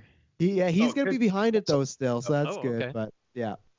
And apparently it's going to tell the story that we don't see. So it's going to like really fill it all out. Like like the dude living in the basement. Like I want to know more about that life. Yeah. So it'll be interesting. He's a great director. Everyone go check out Snowpiercer if you haven't seen that one too. That's one of my favorites he's done. Chris Evans is the lead. But so we did that. That was lots of fun. So I think you both, obviously, Dylan, all the fans will be seeing us and hearing us together all the time. We got Geek First going, we got reviews of the Yin Yang, we got news, and check a Patreon. We got exclusive stuff there. So Dylan, you want to say anything before we're out of here? It was nice to talk with you, Liam. I haven't talked to you in a while, so it was good to do a cast with you, man. It's nice to hear your voice. Yeah. And then Liam, like I said before, we'll be doing this again, but like even the past 3 weeks, there's so many times where we had it planned and then like, oh, kids are sick, and then like, oh, school stuff came up. So like, trust me, fans, we've planned dynamic duos between whether it be me and Liam or Liam Kyle, but life gets in the way and it's harder when we don't all live there. So once, especially we'll probably wait for a little bit once Kyle's back from Japan, Liam's going to Paris. We're going to try our best to do something like this. But it was fun to cast with you, and it'll be fun to have you back in the new year when we finally figure everything out. But anything you want to say, Liam, before we're out of here? Oh, no, I feel like I'm put on the spot. I feel like a teacher just asked me a question and I don't know the answer. I'm excited to do it. I love talking about movies. So. Mm-hmm.